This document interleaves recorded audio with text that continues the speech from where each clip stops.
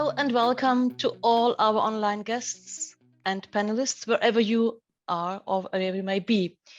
We are very happy that you have taken time out of your busy day to attend this Global Female Leaders virtual meetup today in collaboration with Bloomberg Media and our media partner at the Global Female Leaders Summit. Thank you for joining us. Our virtual meetups are a way to help us keep in touch with you, our community. And we are conscious of the fact that although we have become used to the technology that allows us to do so, many people are suffering from screen overload. That makes your attendance at our events even more appreciated. Today's panel discussion will be around the COP26 meeting in Glasgow earlier this month. And we are fortunate to have a strong lineup of speakers from different industries who will discuss the climate-related issues that will impact all of us in the months and years to come. Introducing our panel is Jess Shankleman, who reports for Bloomberg News on renewable energy, climate change, and corporate responsibility. She has reported extensively from the COP26 conference and will be posing some high relevant questions to our panelists. And I'm going to hand over now her right away. Jess, the microphone is yours. Thank you. Thank you, Sigrid. Really appreciate that. And thanks, everyone. It's really nice to see you all here today, even though we're still on Zoom. So it's 10 days since the COP26 climate summit finished. It was a long end with talks overrunning into the next day and a final tussle on the plenary room floor as a deal on ending fossil fuel subsidies and coal was watered down.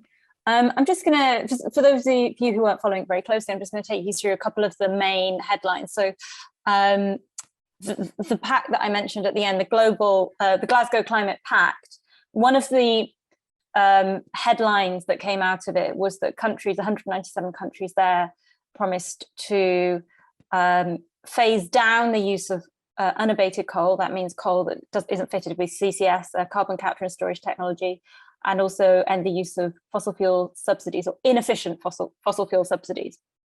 That was originally going to be to phase out coal, but China and India in the end said that that wasn't fair on emerging economies who hadn't been able to get rich on coal in the way that many developing countries had.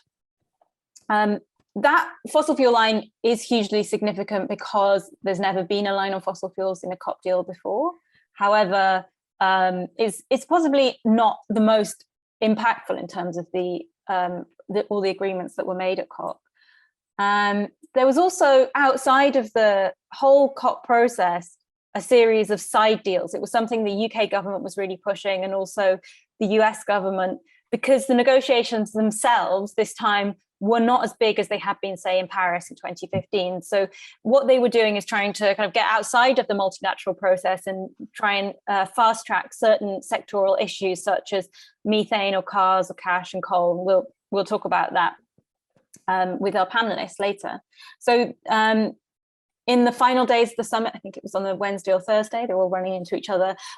John Kerry and the US climate presidential envoy and Xie Zhenhua, special envoy from China, agreed a pact that the US and China would work together on tackling emissions. The agreement itself didn't have a huge amount of content to it, but the fact that they were able to make this deal gave a real boost to the talks at the end and helped to get that deal over the line. There was also a really important announcement on carbon offsetting, or carbon trading. So for the last 3-4 years, countries have tried and tried again to set the rules to create a globally regulated carbon market. And they failed to get an agreement because they were arguing over issues such as double counting and what to do with old credits. It's all hugely technical. And there was a huge amount of political pressure on countries to do it this time, because if they failed, that would suggest that it would really undermine the Paris Agreement. So in the end, it was hard won and long awaited, but those rules are now being set. So that means the Paris rulebook has been completed. On the those are some of the positives. On the negative side, there was a strong feeling from developing countries that the cash that they need to tackle climate change just wasn't there. Rich countries have failed to deliver the 100 billion a year in climate finance that they promised would come in 2020, and they're now on track to deliver that in 2022. And there was a real sense of mistrust, I think, and anger from many poor countries.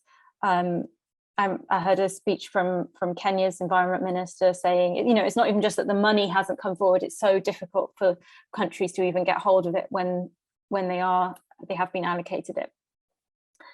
And then I think the other one that's worth mentioning as well is that this is another side deal, more than 100 countries agreed to slash methane emissions, and that was led by the US and the EU.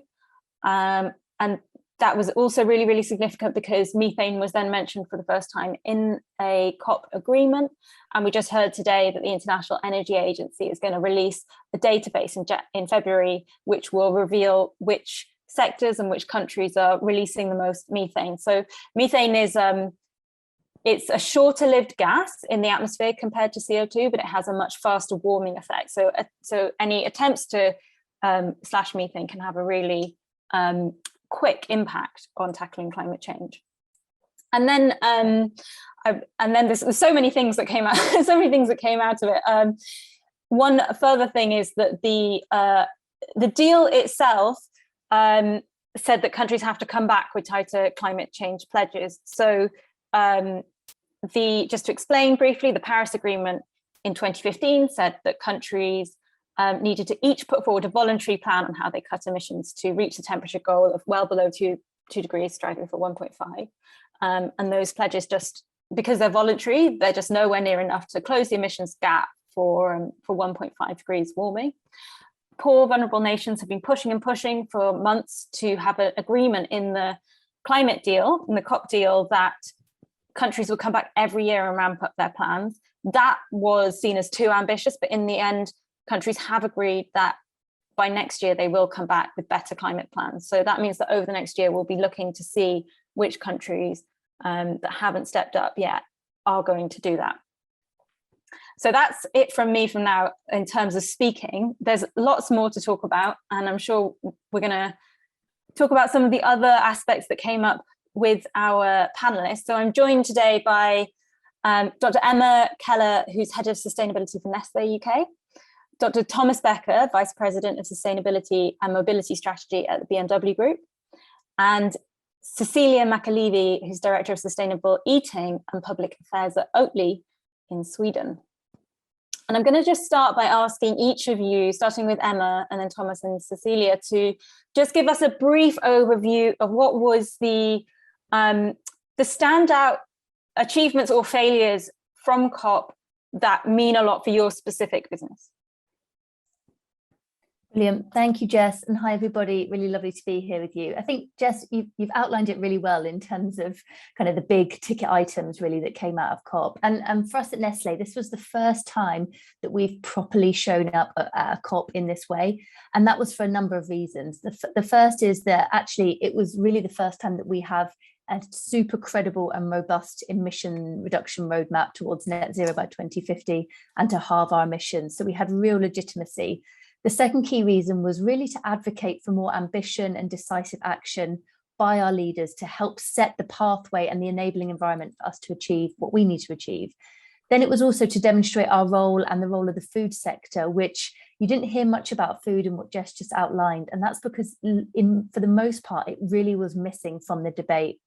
And the third reason we were there was really to listen and learn and to collaborate with others, because if anything came out of COP, we know that no one can do this alone, and that partnership and collaboration is absolutely key. So if I was to sum up COP for myself, but also for what it means for us at Nestlé, the word really was about momentum. What Jess has just outlined is really showing we did take 2 steps forward, but we also took 1 step back. And there's a huge amount of gaps. There's a lot of things that still need to be done. And that's really what this next few months in the build up to COP27 is all about. So for us as a business, some of the key takeaways are we are clearly not on the emission trajectory we need to be. action and the commitments made so far are not commensurate with a 1.5 degree pathway. And at the moment, we're heading more towards 1.9, or at some more pessimistic estimates around 2.4 degrees. So clearly there's a huge amount that needs to be done. And I think what was really critical for us as business leaders is that the next 5 to 10 years is going to be absolutely critical. And it's part of our role as businesses to go further and faster and help give governments the confidence to do that too. The second major takeaway for us, and I've just mentioned it briefly, is that food and agriculture, despite being responsible for over 30% of global emissions, 60% of biodiversity loss, a huge amount of water use, was largely off the table in the discussions. And it's a gaping hole in most nationally determined contributions from countries around the world. So there's a major trick being missed here, and really we need to put food on the agenda. As also for food, we're part of the problem, but the very problem that we've played a role in creating is actually starting to bite us back in the food system. And we're seeing unprecedented challenges hitting our sourcing and the very ingredients and crops we depend on, which of course has implications on food security, etc. The third major takeaway from us, and that many of you will have seen as well, is young people are angry, and rightly so. There was marching in the streets every day, as well as the major march led by Greta and others on the Saturday, the 6th, on Nature Day. And these young people are wanting more than blah, blah, blah. They're wanting a voice at the table. They're wanting their asks to be taken seriously. So I think for us as businesses, there's a real key moment to actually look at the youth in our organisation, listen to them, bring them into the debate and have a much more rounded thing. And then lastly, Jess has already outlined a number of the different elements of the deal and the different announcements made, but some really critical ones for us are on methane, which actually, if you look at that pledge, it's mostly focused on oil and gas. Again, the food sector is missing, and it's a major challenge for us in the food sector. So I'd love to see that be more prominent. Another big one was on deforestation. Over 110 countries agreed to end global deforestation by 2030. We simply know there is no pathway to 1.5 without tackling deforestation. So that was a really significant announcement and a big step forward because it was backed by capital, which it was missing previously. Of course, the coal phase down, some of the smaller announcements coming out, particularly in the UK, that 5 retailers came together to say they wanted to halve the environmental impact of the average shopping basket. That's really important, a really big step forward, showing the commitment coming from our customers as Nestlé. So I'll end there, but clearly the work is not done. The action really starts now for business, and we need to get on with this in the coming weeks and months, and particularly as we build up to COP27 and those revised ambitions. Thank you, Emma. And before we move on to Thomas, I'm just going to mention, because I forgot, that people are being recorded. And also, we'd really love to have your questions put to the panel as well. So please put them in the chat function. And also at the end, we might be able to, well, we probably will be able to have live questions as well. So you can raise your hand if you'd rather do it that way. I'm going to introduce Thomas Becker. Just going to remind everyone that even though this is the Global Female Leaders Forum, we of course welcome people of all genders, and we're very, very pleased to have you here and have you in the conversation as well. Thomas, were you in Glasgow for the full 2 weeks, and what were your takeaways? Well, I was there for the second week, and I mean, with all that Emma has been saying, and don't want to add on that, but I still have a pretty vivid recollection of where we were 2 years ago. We were back then in California together with 3 other car makers, teaming up with the California government on CO2 goals for the United States against the federal government of America. So we had a situation where the industry was split, where the country was split, and I don't have to tell you what the conversation between China and the US was like back then. So these are our 2 biggest markets outside of Europe. So the kind of, let's say, approachment, be careful in wording, globally, and namely the other role that the US has been playing, I think is hugely significant. And this is all the more important for us as we are the owners, if you like, of one of the most complex and most globalized supply chains there are. So we source in all of our big regions with literally thousands of suppliers. So the alignment on rules of the game for climate change affects us not only if we talk about vehicles and their drivetrains, which is the, let's say, dominant public debate at the moment, but if we look at substance, it is much more about supply chains. So if electrification goes ahead as we plan it, already before 2030, we will have more embedded emissions in the parts we put together than we have at the tailpipe. So that means that we need to have a very strong focus, and this is what we demonstrated at the COP, where we attend since 2008 continuously, to show that bringing down the CO2 footprint of high energy intensive supplies like steel, aluminum, plastic, and namely the battery materials that we need for the future, as well as ramping up the share of secondary materials and maybe also renewable materials, is key. And this means that you can't solve the issue just by addressing the car maker, but we depend also on our collaboration with our partners in the supply chain. We are taking that forward as fast as we can. We have done significant steps, for example, with our battery suppliers, no matter where they come from, be they from China, be they from Korea, do they manufacture in Germany, or do they suppliers in China, no matter. We also are dealing on aluminum, for example, sourcing aluminum that is made with solar powers from the Gulf region. So a lot of global collaboration that goes into the end product that we make.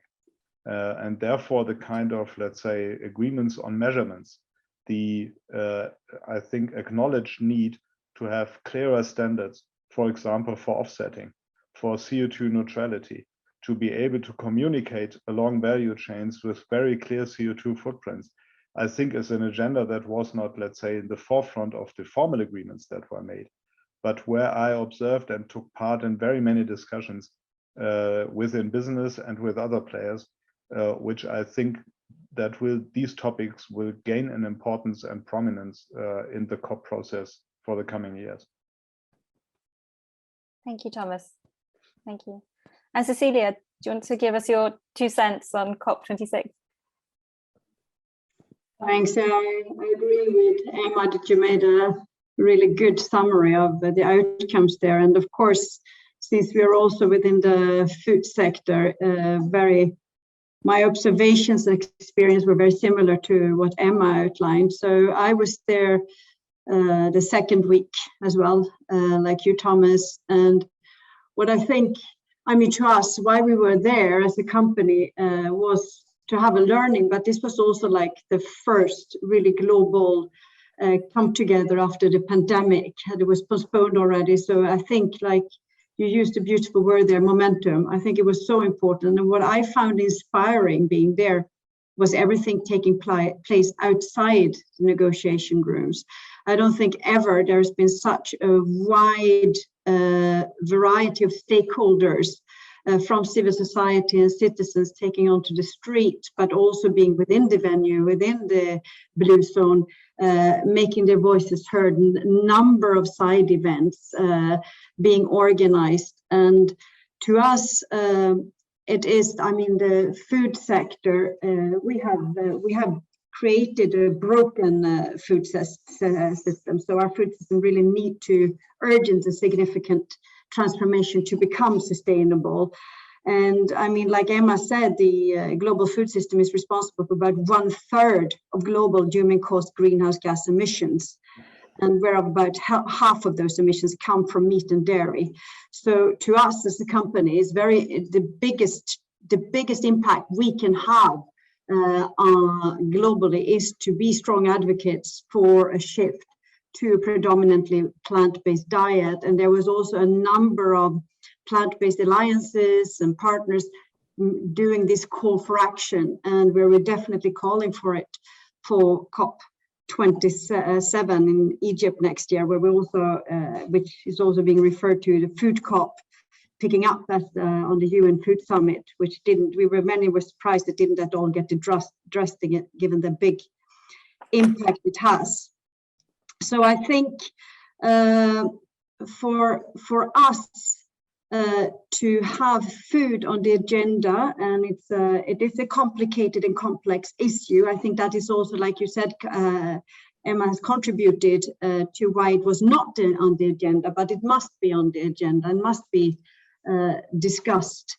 and also all the voices raised around it. And I mean, it was really clear that climate change was top of media agenda as well. So the attention given to this year's COP was also an added value. So I would like to add those two, the great engagement from civil society, from business. There were loads of pledges being made by different coalitions outside the negotiating rooms.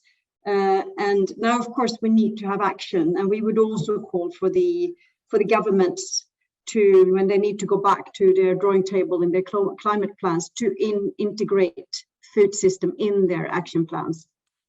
So yeah, I could talk on this for hours. So great, thank you, Cecilia. Thank you. That's great. So yeah, just reminding everyone, please do put questions in the chat if you have them for a specific panelist, mention that, or just generally also just put them in there.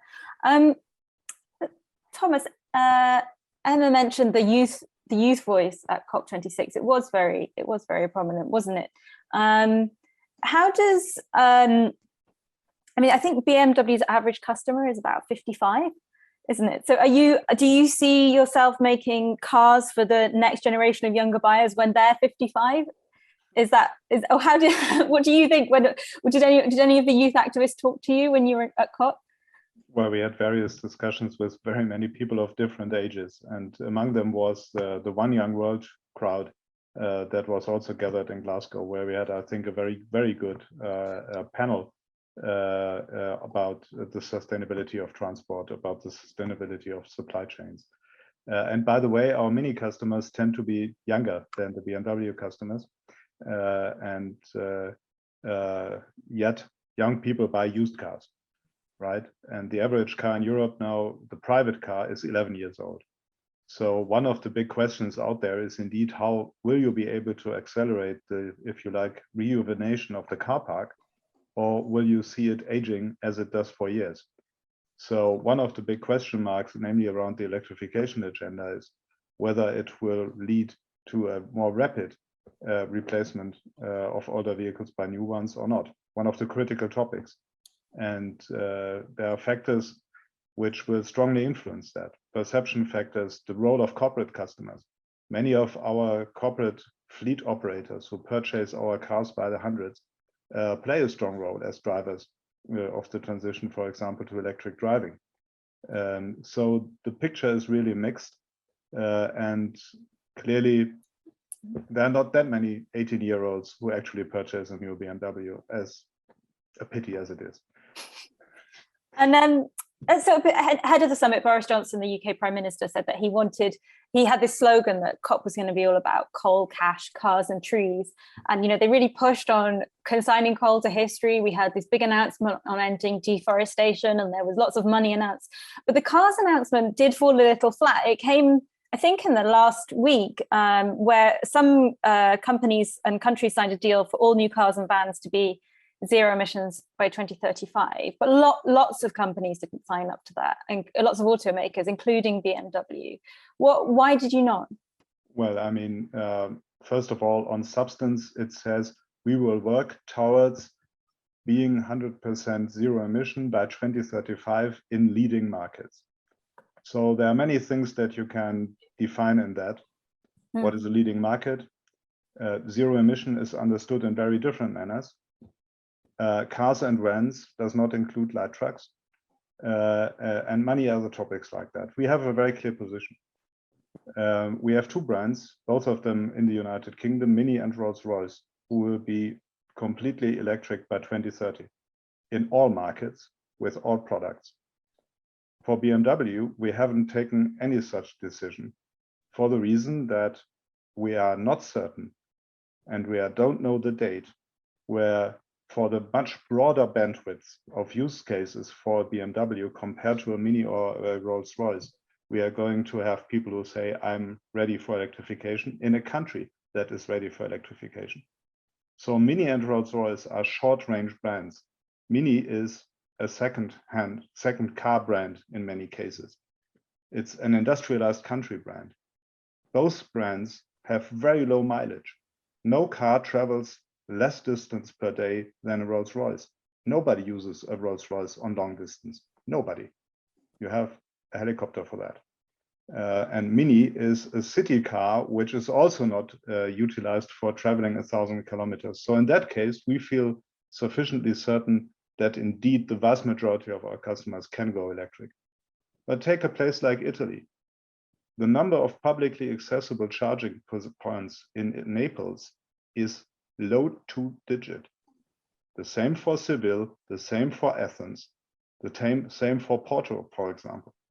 So as long as that doesn't change, we do not feel in a position to say, for those people who use, for example, a 5 Series Touring for long distance travel for professional purposes, we are certain that we can only serve you with an electric vehicle. So that's the reason why we have this very clear distinction.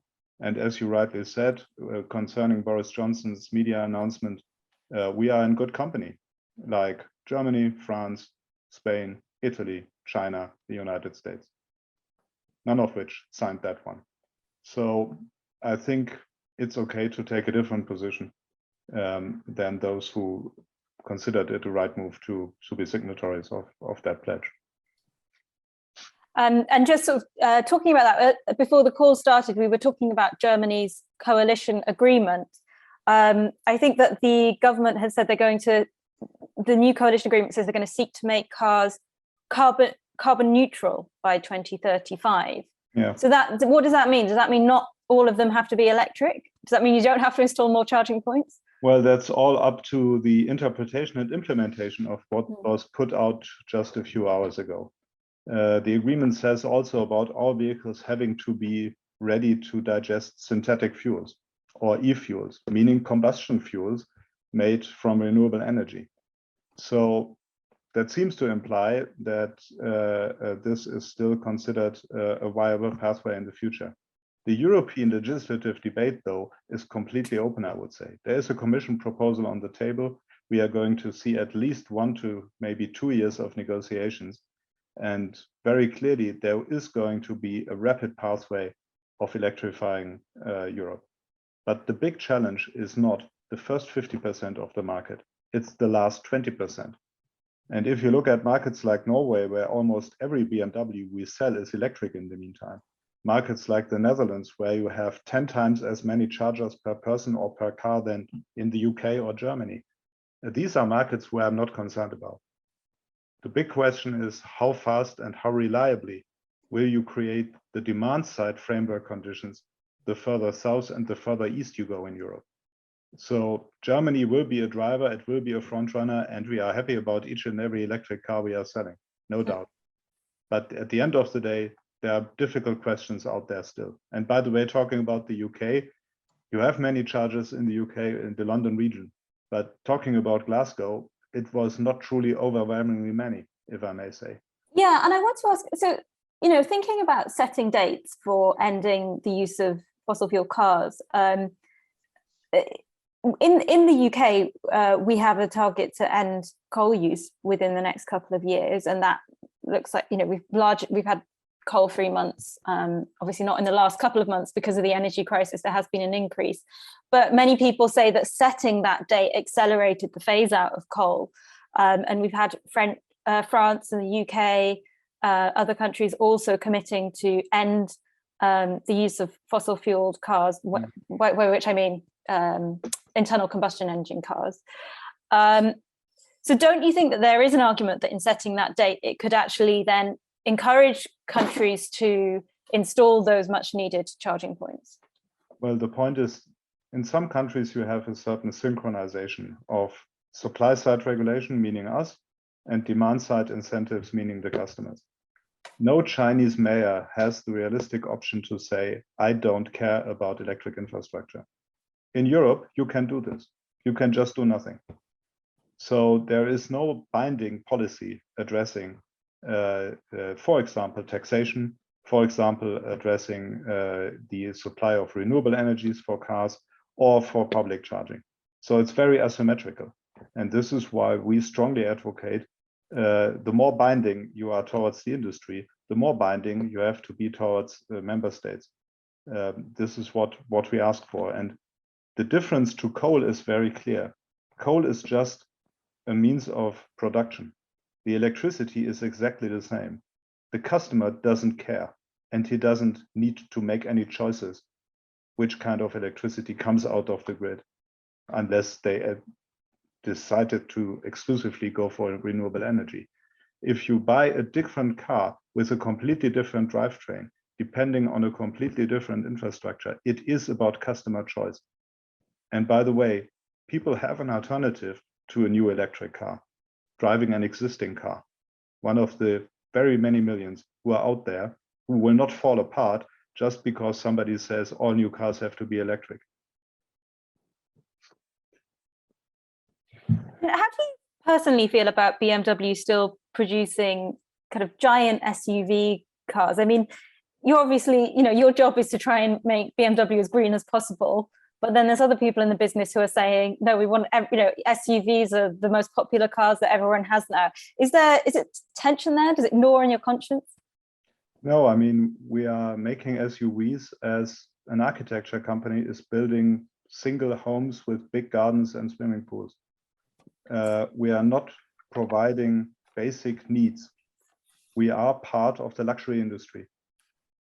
We do things that are not needed, but desired. And that includes people who want more space, who want a higher seating position, who want the look and feel of an SUV.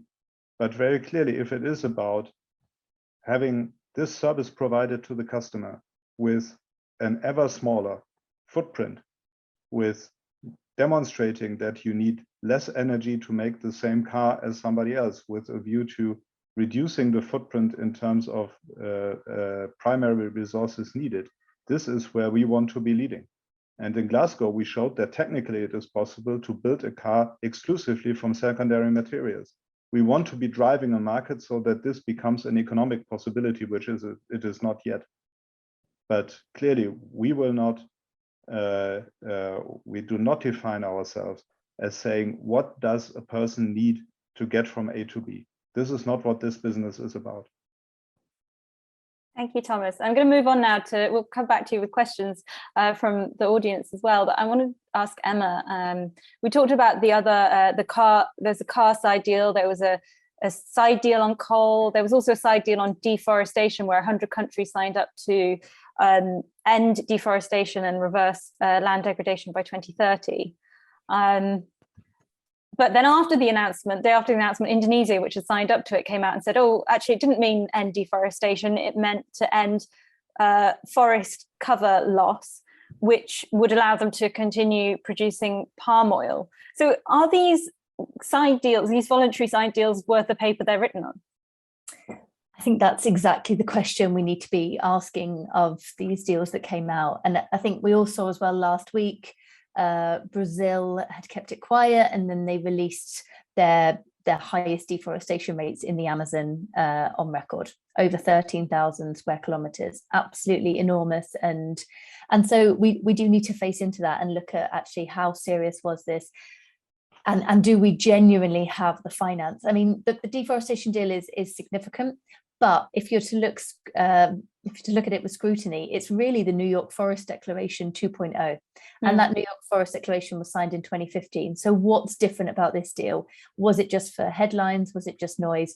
Actually, this time it had the backing of finance. And I think the key thing now is how quickly can we mobilize that finance to get to countries like Indonesia and Brazil, where, let's face it, they're facing growing populations of people who need jobs. And what do? The government gives them land, or they get assigned an area of land to farm, and there's a demand for the products that they're growing. So we really do. That's where the rubber's going to hit the road, is how quickly can we mobilize that finance?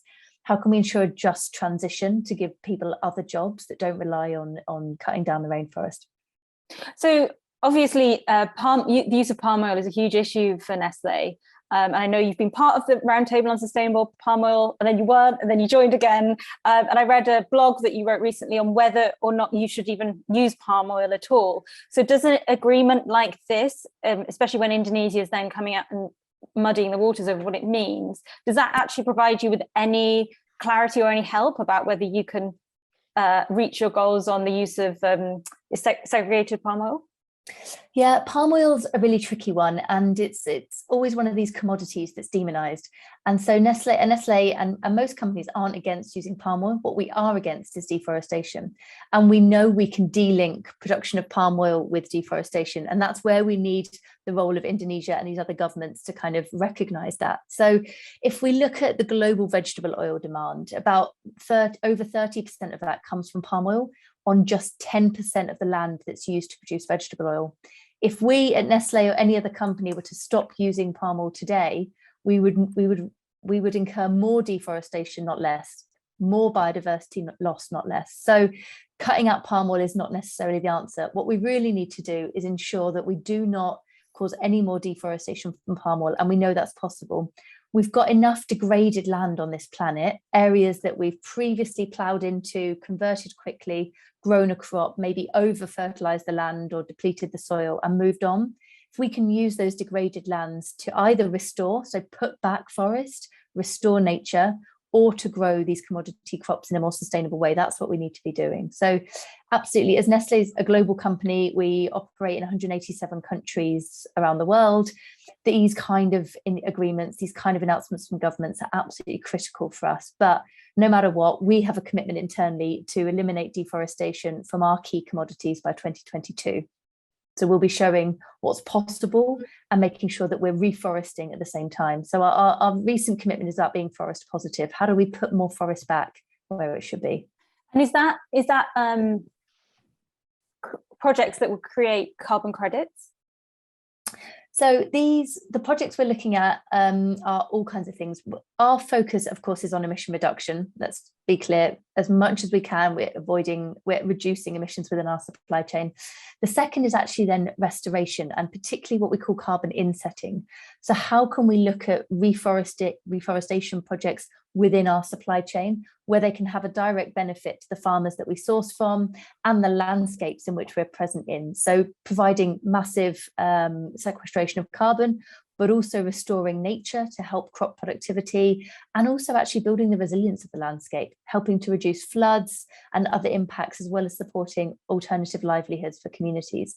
The last resort we will look at is carbon offsetting, which we all know is tainted and is a muddy term. But this is about finding the highest quality gold standard carbon offsets that are genuinely doing things that are additional, that are permanent, that are long-term, and they're going to actually have a benefit, and that also are desired by the communities in that region. There's no point in turning up and saying, oh, there's a bit of land there, we can do something. It's got to be something that's really relevant and meaningful to the communities there. So as we mentioned earlier, one of the agreements at COP was the rules on Article 6, which is around carbon trading. And they agreed rules for having bilateral trades country to country, and they also agreed rules on creating a globally regulated carbon market.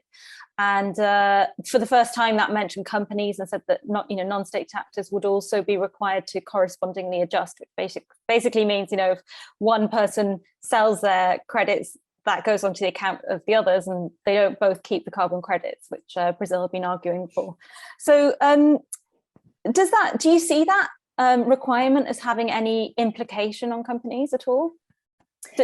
It's, as you mentioned at the outset, this is an incredibly important step forward. We have been debating about this for years. So it's really important that there are rules in place. And that's what companies really wanted from COP. We got it in some areas, we didn't get it in other areas, but what we wanted was certainty so that we can move forward, we can innovate, we know what we're doing.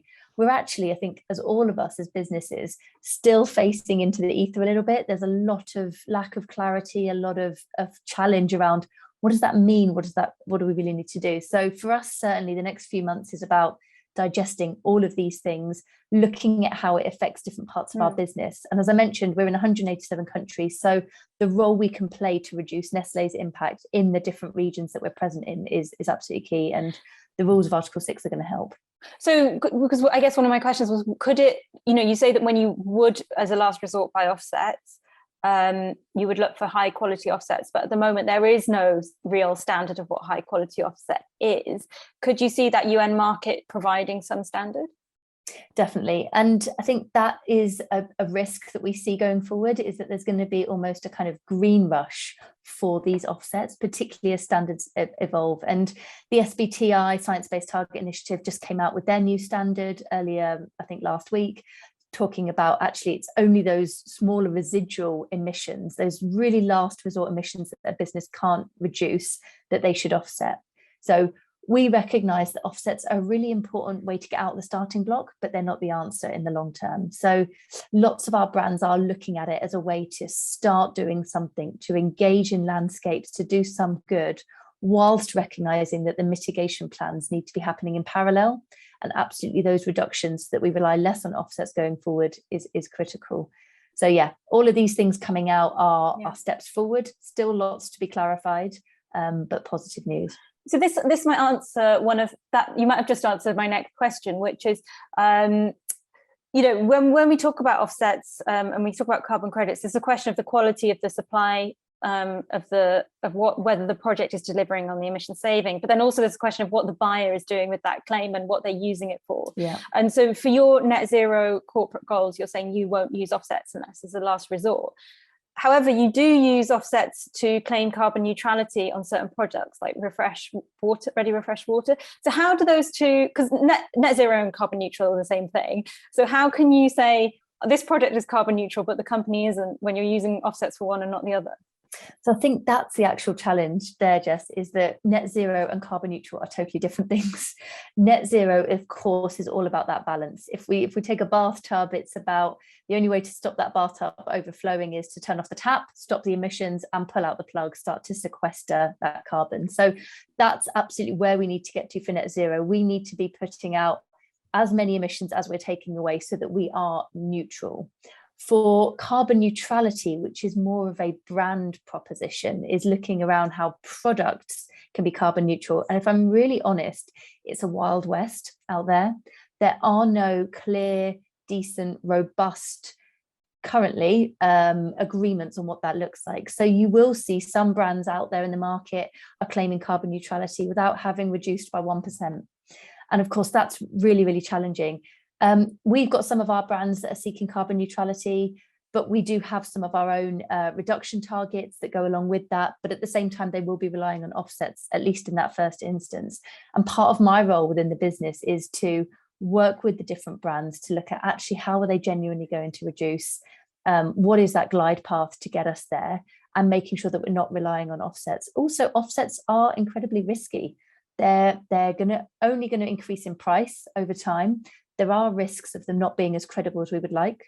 And that's actually causing trouble for us because we can't find enough offsets at this point in time because they're not at the quality we need. So it's a really challenging area, but I think that's something the community needs to grapple with, is that there's two very different paths happening. Net zero and carbon neutrality, two totally different things. They should converge, but at the moment they're very different.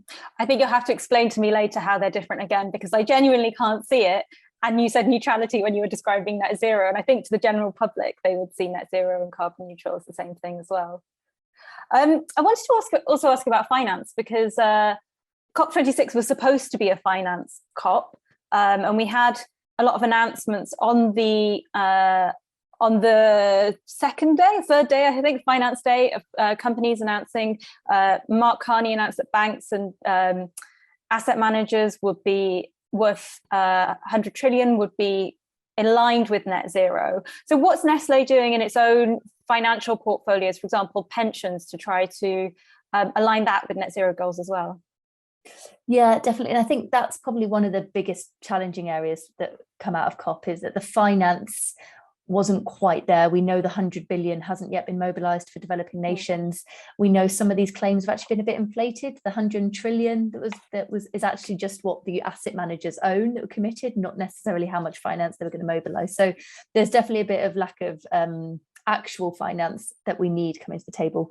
For us at Nestlé, we've committed 3.2 billion Swiss francs over the next 5 years, purely to ignite our transition towards net zero.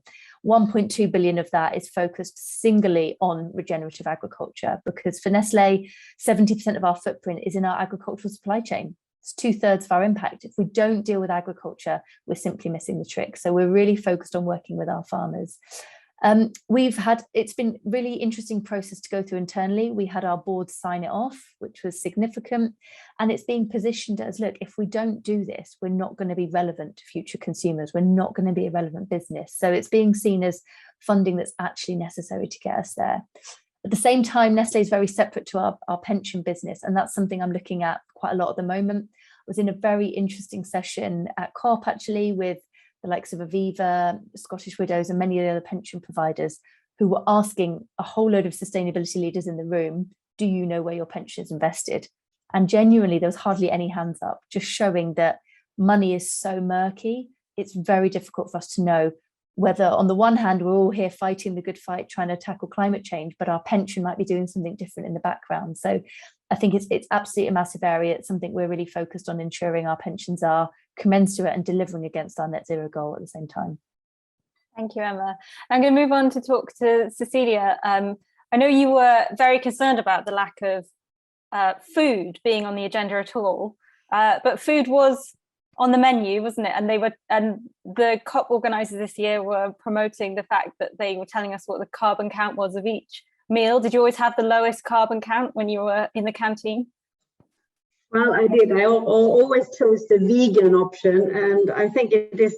So this was my first COP. I've been to a COP before, and I wasn't. Taste is important when it comes to food, and it wasn't the tastiest meal I've ever had. But I learned from my colleague that this was one of the best offers ever when it comes to a COP and the food that was served. I think it was great that there was the carbon footprint on the menus. I think that was, as I've understood, a really good and big step forward. However, there were also reports saying that the most popular meals were the meat and dairy based ones, which is a bit worrying when it is a climate summit, obviously. I wanted also to pick up on the discussion you just had with Emma on climate and climate footprint, because we believe, and we started that as a company a few years ago, to calculate the climate footprint of our products in the value chain using a third party to help us calculate it and then print it on the packages. And in Europe, and we're growing, so we still need to do it in some markets where we haven't managed to do it yet. But we believe that is the way forward, because it's also like consumer-related consumption. As an individual, the biggest change you can make, an impact you can have, is actually to change your diet. We believe that by declaring the climate footprint in numbers of products, and I believe personally that it should be on everything we have, we can help guiding the consumer to make more informed decisions, because we know today that the price of foods doesn't guide you in a sustainable direction. So that could be a complementary information. What I also think, because that is not, I've heard criticism towards that approach saying, but that is putting the burden on the consumer. Not at all, I would say, because that is really about consumer empowerment. And we also did a petition in Germany which showed that consumers want this kind of information, but it must be depicted in numbers so that people compare it. And okay, but nobody understands what 1 or 0.2 is. It doesn't matter if everybody does it. You learn just to relate it to one another, just like you do with the price of a good. So therefore, I'm really skeptical to traffic lights, and that's also risking watering down, because I think if I learn figures relating that to my own consumption, and then I can relate it to a budget, that becomes very powerful. And even more so, coming back to the point I said about not putting the responsibility on the consumer, but the way I see it is empowerment. How fantastic would it not be if, because with that transparency, you actually can have the climate footprint as a competitive advantage. I mean, you can drive the value chain, and then there comes a different measurement. throughout the value chain. So I think that is really an important way forward. There are methodologies out there. It's just about standardizing it. And also, like you also discussed with Emma, the figures should not be depicted as like, you know, when you use the word climate neutral or climate friendly, I mean, I think that is very, very misleading. So if there is any kind of offsetting, that should be transparently declared as well. So it is really about reducing and having a standardized way of calculating, and it's okay. I mean, if a company chooses to offset because you cannot do more, then that should be transparently declared. I think it's really about consumer empowerment, but also driving, because that's what we see happening in the food system. There is a shift going on, but it's driven by consumers. And so I think that is also a point I wanted to make, which I think is important, and why we think it's so important that the food system is getting addressed at the policy level. Because what we can see, consumers are there, NGOs are there, and businesses are there, but policymakers are not. They're lagging behind, and there are even several examples of policies and regulations, subsidies, taxes that are hurdles and barriers to this shift. And despite that, the shift is happening, and I think that is not okay. You mentioned that COP27 is being labelled the food COP already, and I hadn't heard that. So I'm interested to know, what do you mean by that, and what would you like to see come out of the next COP specifically focused on food that could propel countries and also help companies to reduce the emissions from agriculture? I think that food should have one day at least on the COP agenda, because given the big impact it has globally, and also the food system is truly a system where it's interlinked. I mean, you talked about the palm oil here. Brazil and deforestation has come on the table, and it's like there is deforestation to grow feed for animal, for food production all over the world happening, which is just an example of how it must be addressed. And it needs to be addressed at a global level. Individual players are not sufficient. So I would like that to be at least top of the agenda one day, and very central in the discussion. So it's and I mean, I really welcome the food summit taking place earlier this year, but there needs to be concrete actions, and also that it is translated and part of the national plans. So that would be that there is an increased focus on it, because it's not only, whereas I mean, that is what we focus on. It's not only climate change, but you have the biodiversity issue. You have how we use the land use. I mean, we only have one planet to grow food, and the majority of agricultural land is today used for animal production, which is not sustainable. You can feed more people if you shift to more plant-based diets. There's so many solutions in doing a shift to a predominantly plant-based food system. But then again, you have the complexity, which I'm very respectful of. I participated in a press conference, and that was an obvious question that came up. But what about the global south? Are we not allowed to have any animals? And what about if you have one farm with 2 cows in Kenya, for instance? What about us? How does this apply to us? So it needs to be translated and filtered down to national circumstances, but there need to be a global, I mean, it is a global issue, and it's truly a big issue for us. Great, thank you. I want to leave some time for questions from the audience. We've got a couple that have come in on the chat, but it'd be really great if people wanted to put their hands up and ask them in person. I'll start by asking one from the chat, and then maybe if anyone else wants to ask, they can put their hand up as well, and and Nova could help me with that. One of the questions that came in is, do you expect any further announcements or commitments at Davos, which is in January? And I guess that means from both companies and potentially countries as well. Does anyone want to take that one? I think it's a really good question, and it's hard to know. But in previous times, Davos hasn't been notoriously famous for major announcements. I guess we kind of look at it as it can be a bit of a talk shop. It's where lots of business leaders come together. But I would hope, given, as I said, the momentum that we've built, that is the place. Because I think to keep up where we've got to now with these new announcements, we need to keep these going. So Davos, the next the biodiversity COP, of course, in China, COP27, all of these now need to be genuine moments in time to take a step forward. If we're simply gathering to continue just talking and not acting, then I think we're going to lose where we need to be. And are there any other big moments in 2022 that you're looking forward to, where perhaps we might see some announcements? I know 2021 was a big year for climate. None that I can think of off the top of my head, but maybe that's because, as you mentioned, Jess, it's only 10 days since COP, so I'm still kind of recovering. I know, but absolutely, yeah. How we take this forward next year and the coming years is crucial. Yeah, thank you, Emma. And then we have another question. I might ask Thomas about, I've grilled Emma enough on offsets already. Thomas, I might ask you, how realistic do you think it is to measure and control carbon offsets?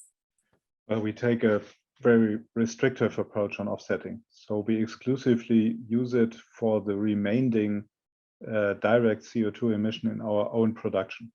So we don't accept it in our supply chain. We also do not utilize it with a view to the driving of our products. So, for example, we have a pretty new combined heat and power facility here in Plant Munich, which is needed for our paint shop in order to dry the paint. This is powered with natural gas. So we won't phase it out within a year or two. So these are emissions that we are offsetting for the time that we have this operation running. We are subsequently and in the future with new installations going for power to heat and use renewable energies for the same purpose. So this is the kind of transitional usage of compensation that we practice, by the way, with precisely the same offsetting products that the German Minister of the Environment is using. But clearly it is the means of last resort and just closing remaining gaps, which will hopefully keep shrinking over the coming years. Thank you. And Cecilia, I know Oatly has in the past really targeted young people with your marketing. And there's a question here from Iris on the educational system. I also suspect that in Sweden, they're very good on climate change in the education system. But how do you see schools and the education system getting involved with the discussions and promoting the need to tackle climate change? I think this is a really good question. I think it's key. I mean, there was a report published by King's College, I believe, a couple of years ago, showing that the school system is key in order to drive transition in society. So really good question, really important. What we did at Oatly, we trained 1,500 school chefs to show how to cook plant-based foods and also to teach about the climate impact of foods, because there's a huge gap of awareness and information on that, and also like using other ingredients than you're used to. They behave differently, function, taste and texture and everything. So you need to learn how to do that shift.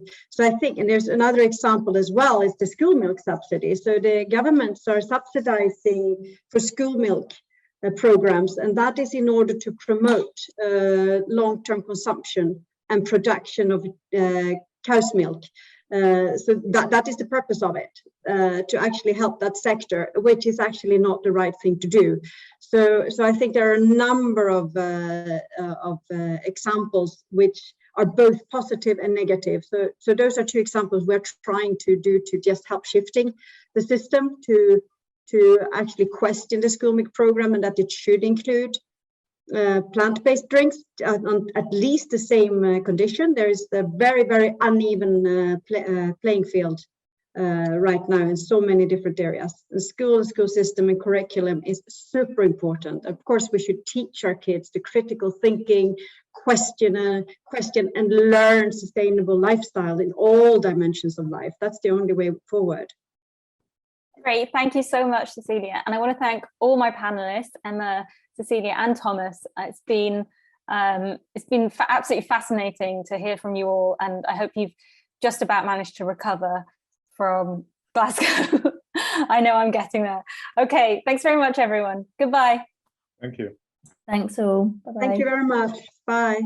Thank you. Well, today's discussion has given us a great deal of food for thought, and I'm sure that many of our audience will be taking up these challenges in their own businesses and personal lives. So thank you to Jess and our panelists for your insights.